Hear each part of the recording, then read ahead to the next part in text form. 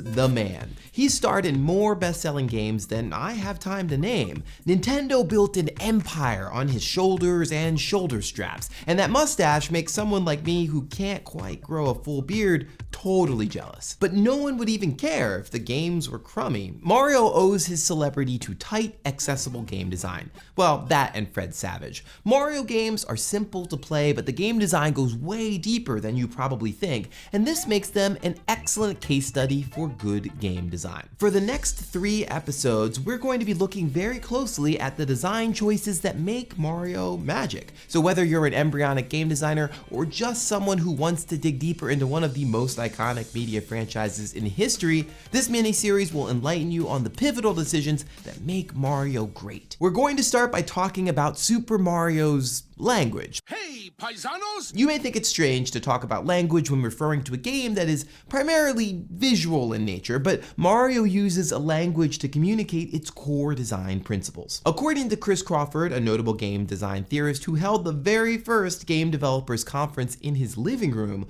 software is defined by a collection of verbs. Verbs are simply any action the player can take. This includes things like walking, running, and shooting. Mario's core verb, of course, is jumping. But even god-awful games have jumping in them. What makes Mario's jump an example of great game design when so many others are not? That vibration is due to a bug in the game. Well, it's because Mario's verb jump is used to form strong sentences. Let me show you how this works, and don't worry, this is way more fun than doing sentence diagrams in English class. First, we start with the noun. That's Mario, or Luigi if you will, but let's stick with Mario for right now. We already know the verb, that's jump. Mario is the master of the jump. He can triple jump, wall jump, and do that butt pound thing. But for now, let's just concentrate on the plain old jump. Then we need an object, which is what he's going to be jumping on. So, how about a Goomba? So Mario jumps on the Goomba, but we're not quite done with the sentence just yet, because when a verb interacts with an object in the game, it executes a rule and causes an event. I think we all know what's going to happen next. Mario jumps on the Goomba, and the Goomba is killed. That makes sense, right? But so far, this is pretty much the same sentence as every other game. Geralt chops a drowner, and it snarls and dies. Zitz, Rash, and Pimple punch a warthog, and it dies. Poor warthog. Mario, though, he's more dexterous than that. A single jump gives Mario 2 distinct abilities. He can stomp things with his feet when landing, as we saw with the Goomba, but he can also bop objects that are above him. So we get this strange but very accurate sentence: Mario jumps at the block and the block breaks. And now we're getting at what is really great about the design of Mario. It articulates so many different sentences from just one verb. In fact, you can go through almost every object applying the word jump, and many of them will respond uniquely. For instance, when Mario jumps at the block breaks. But when Mario jumps at a question block, he gets coins, or an extra life, or if he's lucky, a vine leading to the bonus world. Meanwhile, when Mario jumps on a note block, he's sprung upward, or jumping on a P-switch turns blocks into coins.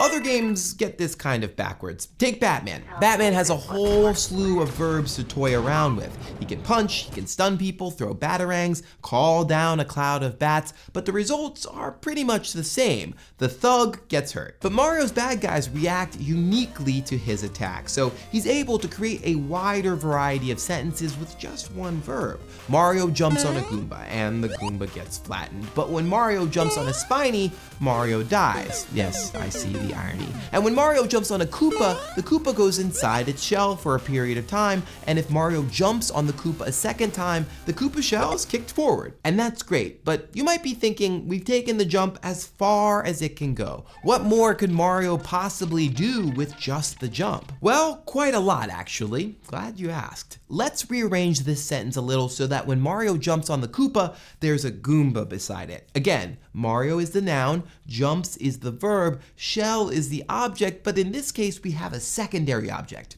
Goomba. So when Mario jumps on the shell, it causes the execution of a rule. Namely, Koopa shells go forward, and when it collides with the Goomba, this executes another rule: Goombas die easily. So the sentence becomes, Mario jumps on a Koopa shell, the shell is shot forward, it strikes the Goomba, and the Goomba dies. But it doesn't stop there. The Koopa shell strikes 2 more Goombas, and the 2 Goombas die, but then it hits a question block, which causes it to release a mushroom, which causes it to rebound off the block and come back to strike an unsuspecting Mario, which causes Mario to die. Again, other games aren't nearly as articulate. When you punch a bad guy in Final Fight or bonk a reptile with your head in Bonk's Adventure, they just disappear, and the sentence ends there. So these games are speaking in baby sentences, while Mario is going on for half a page. And you see these wonderful, almost Dostoevskian sentences all over the place in Mario, such as jump on a bomb and the blocks around it explode, or hit a block and the block breaks, killing the Hammer Brother on top of it, or kick a shell at Pokey between 2 pipes and watch as its body is chopped to pieces. In fact, these chain reaction sentences are very important for a budding game designer to know, because when you think about it, Mario's sentence structures are baby steps towards what's known as emergent gameplay. That's when simple rules interact to create interesting and complex situations, and it's one of the most exciting aspects in all of games. You see it in Minecraft when creepers run away from cats, or in Spelunky when the damsel you are rescuing runs off and springs a dart trap, or in Dwarf Fortress when a dwarf who goes raving mad is placated by having pets around. But Mario was already there a long time ago, just jumping on stuff. So what do you think? Is Mario Jumps the best sentence in games, or does another game say it better? Hash it out in the comments, and if you like what you saw, please subscribe. I'll see you next week. Hey everybody, Jamin here from Game Show. Last week we talked about the difficulty problem in games. Let's see what he had to say. So Eben Hawk believes that when I was talking about games that aren't painful enough, I was talking about how easy the combat was, but when I was talking about games that are painful, I was talking about morbid representations or sort of depictions of pain being enacted on human or non-human bodies. So Eben Hawk believes that we're conflating the idea of games that are difficult with visual depictions of violence, and a lot of you voiced similar concerns, so I did want to address it. Here's what I was trying to say. There are 2 types of pain: the humiliation or agony of losing, and then there's the loss of time when you're playing a really, really hard game and you're pulling your hair out. And then there are, there's representations of pain of what you see on screen, like Mortal Kombat, fatalities or something like that. So again, you got visual depictions of human or non-human pain, and then sort of the agony of defeat when a game sort of defeats your intellect.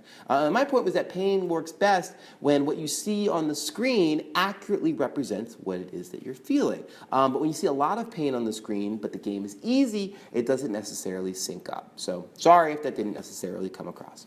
Adam Dishfield says that games aren't always about enforcing adherence to mechanics. Puzzlers rarely have much pain since they work on the basis that you start with an unsolved problem. Time and execution don't matter. You just need to solve them. And Adam is right. Puzzles are a really interesting use case because pain is not overtly used to engage us. But if you remember from last week's episode, we quoted Miguel Sickhart's Ethics of Computer Games, and he says that you could only play a game after you've accepted its inherent power structure. What that means is the moment you download a game from whatever web store you'd like to, or you pop a disc in, you've already made the presumption that you're going to abide by the rules that are laid out by the game designer. And while a puzzle isn't painful, unless it gives you a headache, and trust me, after a weekend of playing The Witness, I believe that is truly possible, they still sometimes require us to submit to the power structure of the puzzle. So we are compelled to do something that the designer wants us to do, and sometimes that can be really, really hard. So in a way, it is painful even if you can't lose.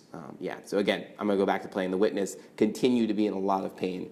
That's probably the best example of that.